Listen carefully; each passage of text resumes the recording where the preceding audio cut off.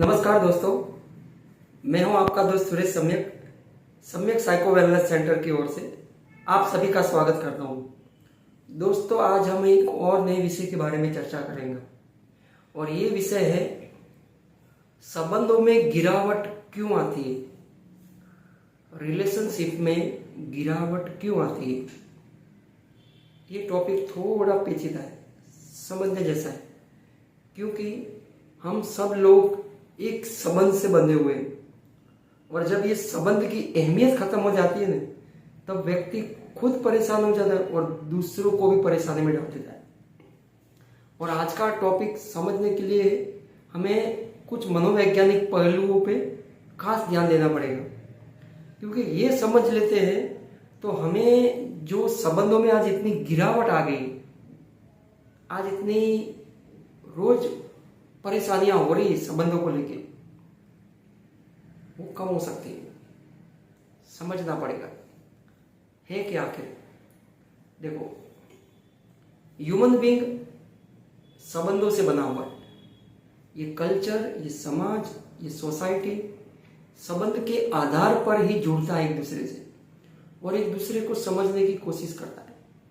तो ये जो संबंध है ना, ये हमें इंसान बनने की एक सभ्यता दर्शाता है कि आप ह्यूमन बीइंग है तो एक सभ्य जीव की तरह या अपने आप से और दूसरे के भले के लिए, उससे जुड़ाव करने के लिए हम एक सिस्टम पैदा करते हैं और उस सिस्टम को हमने नाम दिया था संबंध।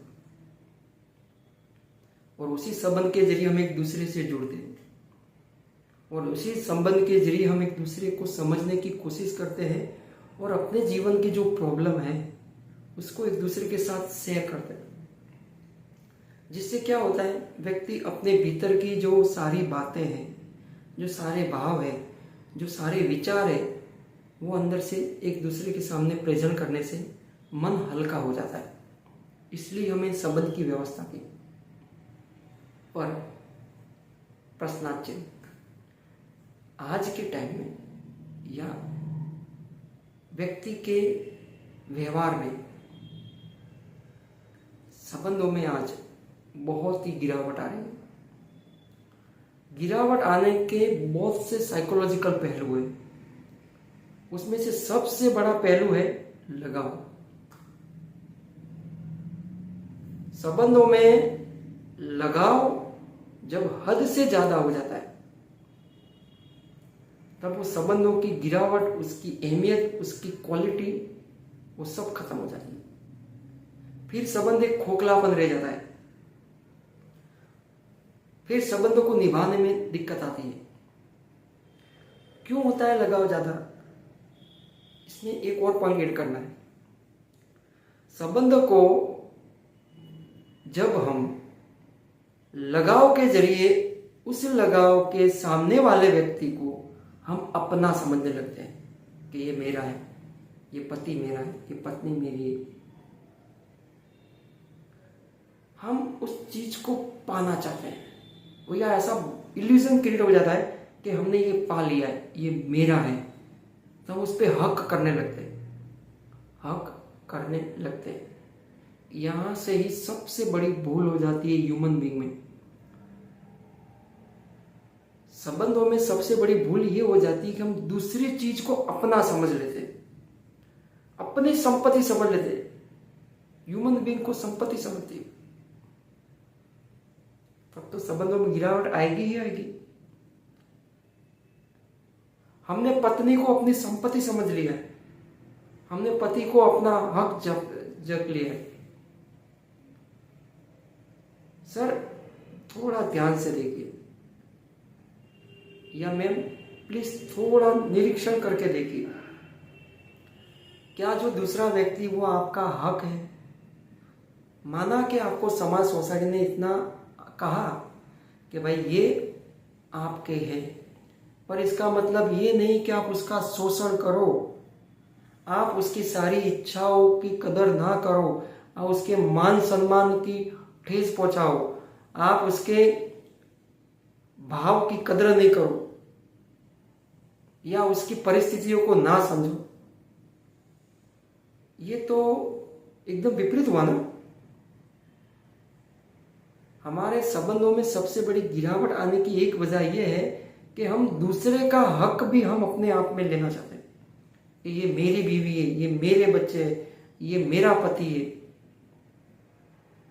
अपनापन है ही आपका ये, पर एक ध्यान से देखिए, हम उस भाव को हद से ज्यादा ले रहे हैं, एक्टिव एक्शन मोर कर रहे हैं, ज्यादा एक्टिव एक्शन कर रहे हैं। इससे क्या होता है कि सामने वाले व्यक्ति हो, चाहे वो पति हो, पत्नी हो, कोई भी हो, या बाप हो, बेटा हो, या कोई भी हो, या मित्र क्यों ना हो, जो सब समान संबंध से जुड़े हुए उन सब के लिए लागू होता है। आप उसको एकदम जड़ता से पकड़ के रखते हो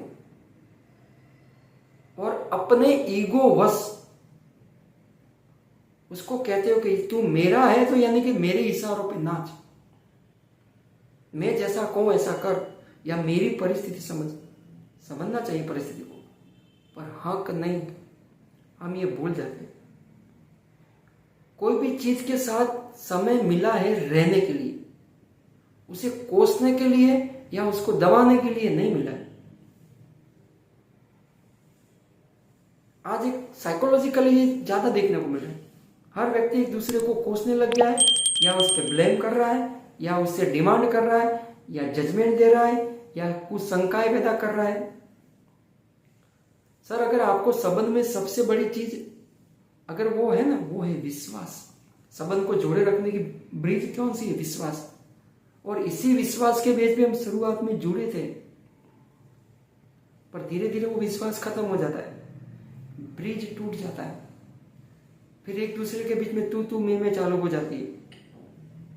फिर बोलते कि आप पहले मुझे इस तरह से प्यार नहीं करते हो, मुझे पहले से इस तरह से केयर नहीं करते हो। ये दिक्कत चालू, ये होगी ही, क्योंकि जो शुरुआत हमने विश्वास से की थी उसका एंड हम शंका से करते हैं, डाउट से करते हैं। और जहां डाउट हो जाता है वहां आपके प्यार, संबंध, नाते सब बिखर जाता है। हमारा जो व्यवहार है उसको ठीक से देखने के बजाय हम उसको शंके के दायरे में देख लेते हैं। या बहुत बार ये भी होता है, ऐसा नहीं कि खाली डाउट करना ही, पर बहुत बार ऐसा होता है हमारे जो लगाव की वजह से, हमारी गलत इच्छाओं की वजह से, या हमारी कुछ शंकाओं की वजह से, या ऐसे भी कह सकते हैं हमारी कुछ नीड को पूरा करने के लिए हम दूसरे व्यक्ति को वहम में रखते हैं और एक अलग व्यक्ति के साथ रिलेशन बनाने लगते हैं। तब तो संबंधों में गिरावट आएगी। यहां हमको सतर्क रहना है, यहां हमको जागृत होना है कि अपने व्यवहार को बने इतना निर्मल, बने इतना शुद्ध, बने एक दूसरे के साथ एक व्यवहारिक तौर पर बनाए, ताकि एक दूसरे के साथ जो टूटे हुए संबंध है उसको जोड़ सके। और जोड़ना ही चाहिए। जरा सोचिए, हम इस दुनिया में किसके लिए आए? दूसरों के लिए आए? नहीं सर, आप सबसे पहले अपना कल्याण करने के लिए आए। दूसरा व्यक्ति आपको हेल्प करता है, दूसरा व्यक्ति आपको मदद करे, इसके हिसाब से हमने संबंधों की व्यवस्था की। पर जब दूसरा व्यक्ति को आप नहीं समझते हो या दूसरा व्यक्ति आपको नहीं समझता है, तब आपका जो मेन कॉन्सेप्ट है अपने आप को जानने का, वो तो दूर ही रह जाता है। आप इन सब में उलझ जाते हो, और जब उलझ जाते हो तो इतनी हद तक उलझ जाते हो कि जिसकी कोई हद नहीं। थोड़े दिन साथ में रहना है, उसकी बजाय हम जिंदगी भर तू मैं के चक्कर में रिलेशन बिगाड़ देते हैं, कोर्ट के चक्कर काटते रहते हैं, एक दूसरे से नाराज होके घूमते हैं। ये कब तक करोगे? जरा ध्यान से देखो कि इससे होगा क्या, किसको नुकसान होगा? आप दोनों को, कोई तीसरे व्यक्ति को थोड़ी होगा, किसी को कोई फर्क पड़ने वाला नहीं। आपके दुखी रहने से या आपके आपस में लड़ने से आपको ही पीड़ा होगी, और इस पीड़ा का सॉल्यूशन आपको ही मिलके करना है, और करना ही पड़ेगा, क्योंकि ये आपकी जिम्मेदारी है, ये ड्यूटी आपकी है, क्योंकि आपने ही तो डिसाइड किया था कि मुझे संबंधों में जुड़ना है। जब जुड़ना ही है तो उसको निभाने के लिए कोशिश करो। अगर निभाने में अक्षम हो रहे हो या समझने में अक्षम हो रहे हो तो प्रेम से अपने आप को एक दूसरे को समझाने की कोशिश करो। नहीं हो रहा है तो लिव इट, पर कोशिश करो कि हम एक दूसरे को समझें। अगर नहीं समझ सकते थोड़ा मनोवैज्ञानिक तकनीकों का यूज करो। अगर आपको बात करने की कला ठीक से नहीं आ रही है, जैसे कि हम बात करते हैं तो हमारा कम्युनिकेशन पुअर हो जाता है, और रिलेशन में सबसे ज्यादा हर्ट ये कम्युनिकेशन करता है। हम जो भाषाएं बोल रहे हैं ना, वायलेंस वाली, ये घाव वाली, एक दूसरे को घाव पहुंचा देते हैं। क्यों? क्योंकि हमें बोलना आता नहीं। मेरी पर्सनल सजेशन, ऐसे मैं कभी सलाह सजेशन नहीं देता हूं, पर मेरा पर्सनल ऐसा मानना है कि रिलेशन को बरकरार रखने के लिए, अच्छा रखने के लिए, अगर आपको ठीक से बोलना नहीं आता है तो कृपया करके मौन हो जाइए, थोड़ा शांत रहिए। अपने आप के जीवन से जो शब्दों की परिभाषा आप नहीं कर पा रहे हो तो थोड़े समय के लिए चुप तो रह ही सकते हो। हमें जब अंदर से गुस्सा आ रहा है तो हम गुस्से को जो भावनाओं के साथ रिएक्ट करते हैं या बोलते हैं, तो उसके अंदर कितनी सारी अनिश्चित वर्तन या शब्द या विचार वो भी अंदर घुल मिल जाते हैं। फिर सामने वाला देखते, अरे ऐसा बोला इसने, क्योंकि अंदर भरा पड़ा है। जो अंदर भरोगे वो तो बाहर आएगा ही, क्योंकि वो शंका के जरिए दिमाग में, अचेतन मन में भर जाता है। जब गुस्सा आता है तो एक साथ बोल देते कि तू ऐसा, तू वैसी, ये वैसा। इसकी वजह से हमारे रिलेशन बिगड़ जाते हैं, और जब हमारे रिलेशन बिगड़ जाते हैं तब हम दूसरों पे पले ब्लेम करने लगते हैं। ये तुम्हारी वजह से हुआ, ये तुम्हारी वजह से हुआ, ये हमारे रिश्तेदारों की वजह से हुआ, ये हमारे दोस्तों की वजह से हुआ, ये हमारे परिवार की वजह से हुआ, ये समाज की वजह से हुआ। ऐसे बोलने लगते, ब्लेम करते हैं। दूसरों पे ब्लेम लगाने से पहले स्वयं में थोड़ी चीजों को देखना चाहिए, और जरूरी है, क्योंकि रिलेशन किसका है? हमारा है ना। तो हमें अपने रिलेशन को बरकरार रखने के लिए, उसको समझने के लिए थोड़ा तो ये जो भाषा बोल रहे हैं उसको देखना तो चाहिए कि नहीं। क्योंकि हम जो भाषा बोल रहे हैं, वो कम्युनिकेशन कर रहे हैं, वो ऑलमोस्ट विकृत हो चुकी है, एबनॉर्मल हो चुकी है, जिसको हम ठीक से बोलना हमको नहीं आ रहा है। और मैं दावे के साथ कह रहा हूं, आज के टाइम में मैं इतने साल से जब अभ्यास कर रहा हूं, स्टडी कर रहा हूं इस पे, तो मुझे एक बात तो पक्का पता चल गया है कि लोगों को ठीक से बोलना नहीं आता है। लोगों के पास प्रॉपर भाषा नहीं है। जब आपके पास प्रॉपर भाषा नहीं है तो आप जब दूसरों को गाइड करते हो या दूसरों को कुछ कहते हो तो जरा सोचिए उस पर क्या बीत रही होगी। हम डायरेक्ट बोलते थे कि तेरी वजह से ऐसा हुआ, तू मेरी जिंदगी में आके जिंदगी बर्बाद कर दिया, तूने ऐसा किया, तेरे परिवार वालों ने ऐसा किया, तूने मेरी जिंदगी बर्बाद कर दी। ये हम क्या कह रहे हैं? एक दूसरे पे आरोप, ब्लेम, डिमांड, ये सब कर रहे हैं।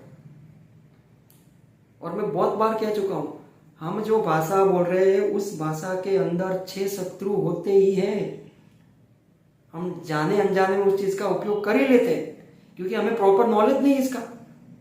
और संबंध में सबसे बड़ी प्रॉब्लम तो यही आती है कि हम भाषा को प्रॉपर रिएक्ट नहीं कर पाते, क्योंकि भाषा के अंदर छुपे हुए जो 6 शत्रु है, जो 6 शत्रु कौन से?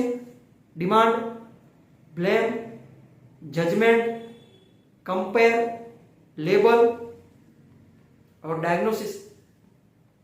ये जो 6 शत्रु है, ये तुम्हारी भाषा के शब्दों को तोड़ मरोड़ देते हैं। दिमाग कुछ और बोलता है, साला दिल कुछ और बोलता है। दिमाग एनालिसिस करके संबंधों की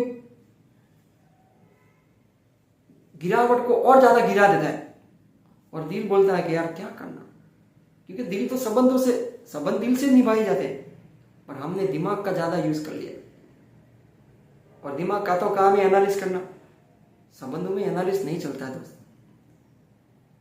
एक दूसरे को समझना पड़ेगा। व्यवहार में दिमाग का उपयोग करो, संबंधों में मत करो। हम लोग क्या करते हैं, व्यवहार में तो दिल का उपयोग करते हैं और संबंधों में दिमाग का।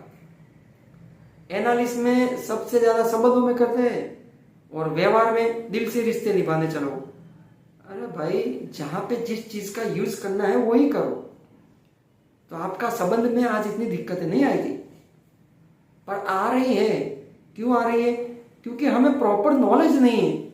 और मैं ये सब बातें इसलिए कह रहा हूं क्योंकि मैं चारों तरफ से रोज ये चीज को अपने क्लिनिक पे जब काउंसलिंग करने बैठता हूं तब लोगों की बातें सुनता हूं तो मैं हैरान होता हूं कि छोटी छोटी बातों को कितना बड़ा कर देते, राई का पहाड़ कर देते। फिर अपने आप को बोलते हैं कि मेरे को इससे दूर होना है, मेरे से डिवोर्स लेना है, या मैं इसे कब मुंह नहीं देखूंगा। और 2 दिन हुए नहीं, आपको वापस लगाव शुरू हो जाता है। 2 दिन पहले कुछ और बात करते, 2 दिन के बाद और कुछ बात करते हो, फिर बोलते यार मुझे इसकी बहुत याद आ रही है, मेरी गलती थी, मुझे मान लेना चाहिए, ये सब करना चाहिए, अच्छा नहीं लग रहा है। तो पहले क्या हो जाता था, वो आपके भाषा का अनियंत्रित फ्लो है जो निकल गया और सामने वाले व्यक्ति ने उसको सुन लिया, उसका एनालिस कर लिया। अभी एनालिस करके वो अपने आप को ऐसा फील कर रहा है, अपने आप को गिल्ट फील कर रहा है। वो गिल्ट उसे सहन हो रही नहीं रही, इसलिए वो भी रिएक्ट कर देता है गुस्से गुस्से में। आपकी वजह से ये हुआ, आपने ऐसा किया, तुमने मेरा सम्मान नहीं किया, तुमने मेरी भावनाओं की कदर नहीं की। उसने बोला, हमने सुना, एनालिस किया, फिर सामने रिएक्ट किया, झगड़े चालू, संबंधों की तहस नहस हो गई। फिर कहते हो कि हमारे रिलेशन बनते नहीं। सर आप ही 2 लोग हो, आप ही अपने शब्दों की परिभाषा को ठीक से परिभाषित नहीं कर पा रहे हो, शब्दों के अंदर छिपे हुए भाव को पहचान नहीं पा रहे हो। तो दूसरों पे ब्लेम करने या परिस्थिति पे ब्लेम देने के बजाय क्यों ना हम अपनी भाषाओं को सुधार लें, क्यों ना हम ये संबंधों की गिरावट आ रही है उसको कम कर लें। कैसे करोगे? प्रश्नाचिन्ह ये भी होता है। अभी मैं ये भी कहना चाहता हूँ कि संबंधों को अच्छा बनाने के लिए सबसे पहले सामने वाले व्यक्ति की जरूरियात को समझो। सामने वाला चाहे आपका पति हो, पत्नी हो, माँ हो, बेटा हो, भाई हो, बाप हो, कोई भी हो, XYZ, वो कहना क्या चाह रहा है, उसकी नीड क्या है, व्हाट इज नीड, वो चाहता क्या है, उसको देखो। वो बोल क्या रहा है वो मत देखो, क्योंकि बोलना कुछ और होता है, अंदर दिल में कुछ और होता है। तो कनेक्शन इससे करो, हार्ट टू हार्ट कनेक्शन करो। NVC थेरापी कहती है कि आप हार्ट से हार्ट कनेक्शन करते हो तो आपके संबंधों में जो गिरावट आ रही है वो तो बिल्कुल नहीं आएगी, ऊपर से और अच्छा बनेगा। जब हम एक दूसरे की नीड को समझना चालू करते हैं, जैसे कोई व्यक्ति गुस्से में कुछ भी बोल देता है, तो गुस्सा वो शब्द है, वो भाव रियल भाव नहीं है, उसके पीछे छुपा हुआ भाव वो कुछ और है। उसकी कोई नीड पूरी नहीं हो रही है, इसलिए वो रिएक्ट कर रहा है गुस्से से। तो हमको गुस्से पे ध्यान नहीं देना है, हम उसके गुस्से के पीछे के जो भाव है उससे कनेक्शन करना कि कर क्यों रहा है। अगर एक व्यक्ति गुस्सा कर रहा है तो दूसरे व्यक्ति को कोशिश करो कम से कम। हमें भी पता है कि जब सामने वाला गुस्सा करता है तो हमें भी आत्मसम्मान की ठेस पहुंचती है, हमको कैसा लगता है कि मेरा अपमान हो गया, तो अभी भी सुना देता हूं, मैं भी गुस्से में आके उसको सुना ही देता हूं। पर इससे क्या होगा, आपके रिलेशन बिगड़ेंगे। पर एक छोटी सी पहल करते हैं, अगर सामने वाला व्यक्ति गुस्से में बोल रहा है तो कम से कम 7-8 मिनट के लिए या 5 मिनट के लिए उसके गुस्से को जब तक कम हो जाता है उसके बाद रिप्लाई दे दो या उसके बाद एक्शन कर दो। उसने बोला नहीं, हमने तुरंत सुना नहीं और रिप्लाई दिया नहीं, तो फिर तो झगड़े होंगे। कोशिश करते हैं छोटी सी पहल कि 5-10 मिनट के बाद रिप्लाई दें, तब तक क्या है, आपका भी गुस्सा डाउन हो जाएगा, सामने वाला का भी गुस्सा डाउन हो जाएगा। फिर जो एनालिसिस का दौर है वो खत्म हो जाएगा धीरे धीरे, फिर बाद में बात करो ना। क्योंकि ये तो हम ह्यूमन बीइंग है, हमारे अंदर वो हॉर्मोन्स, ये हमारे इमोशन, हमारा ये कुतर्क वाला दिमाग, ये सब मिश्रण हो जाता है और आपकी भावनाओं को साइड में करके सामने वाले व्यक्ति को कैसे भी करके नीचा गिराने के लिए चालू हो जाता है। इसलिए उन पे ध्यान मत दीजिए। हमारा जो ह्यूमन बीइंग नेचर है, हमारा ह्यूमन बीइंग नेचर क्या है, करुणा, प्रेम, दया, क्षमा। श्री कृष्ण भगवान भगवद गीता में यही तो कह रहे हैं, क्षमा वीर भूषणम। बहुत बार हमें क्या होता है कि थोड़ा लेट गो करने से जिंदगी अच्छी हो जाती है।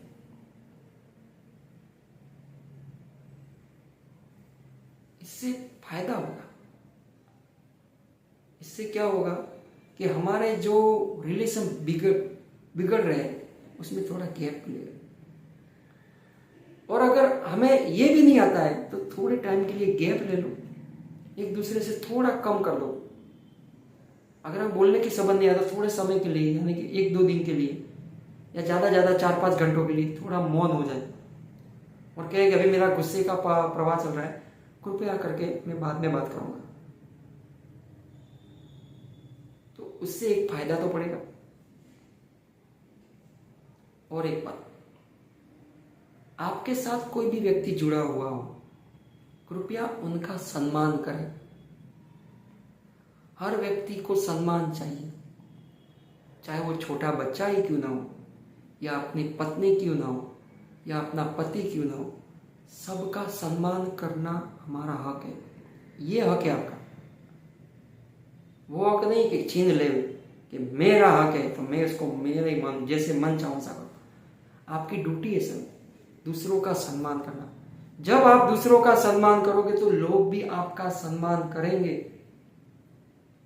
आप किसी के भाव को समझने की कोशिश करोगे तो लोग आपको भी समझ करेंगे। ऐसा नहीं कि हर बार आपका ही शोषण किया जाएगा, शुरुआत हमसे भी करें।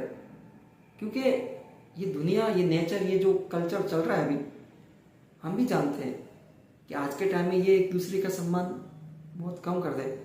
और कोशिश तो करनी पड़ेगी ना किसी ना किसी को अपने आप को समझने के लिए कुछ तो पहल करनी पड़ेगी। क्योंकि हमें रिलेशन लेके बैठे, हाँ अगर आप रिलेशन लेके ना बैठे हो तो ये सब मत करो, कोई जरूरत नहीं।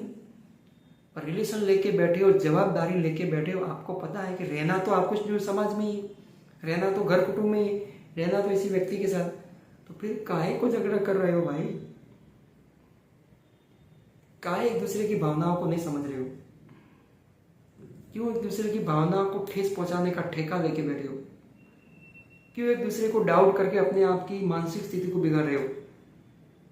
आपको पता है ना, बार बार डाउट करना यानी पैरानॉइड से सिम्टम चालू हो जाते हैं, फिर ये साइकोलॉजिकल सिम्टम चालू हो गए तो आप दूसरों की जिंदगी बर्बाद करोगे, खुद की तो कर ही रहे हो।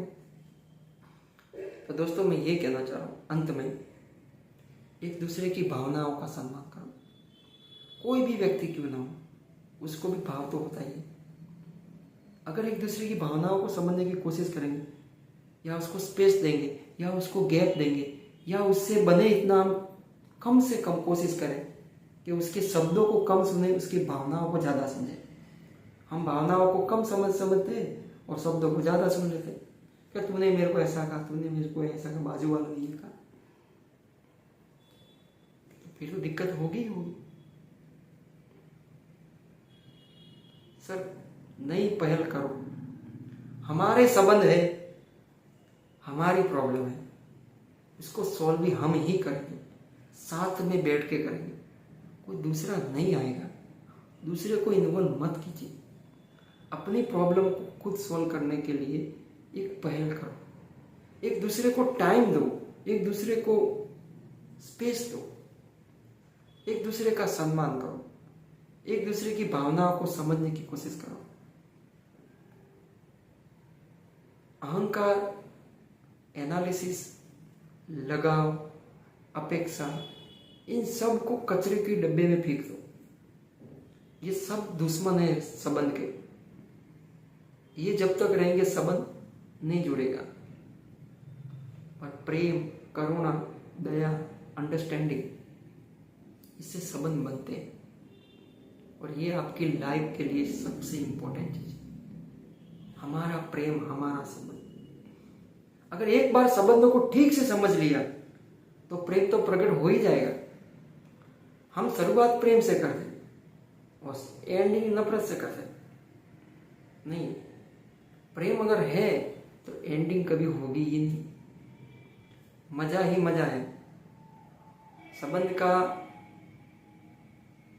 सबसे बड़ा आधार हमारा प्रेम है, और ये प्रेम ही तो हमें जोड़ता है। इसलिए अपने प्रेम की सुगंध को दुर्गंध में कन्वर्ट होने मत दो। ये जो 6 शत्रु बताए, ब्लेम, डिमांड्स, कंपैरिजन, इनसे दूर हो जाओ। इनको इसके अंदर घुल मिलने मत दो। शब्दों की परिभाषा बने इतना कम रखो। अगर नहीं बोलना आता है, बोलना आता है तो बहुत अच्छी बात है। कब कैसे बोलना, किस तरह से बोलना, ये बहुत अच्छी बात है, ये विवेक है। ट्राई करके देखो दोस्तों, संबंधों में गिरावट कम होगी, मजा आएगा, आपकी लाइफ अच्छी बनेगी और ये जरूरी है।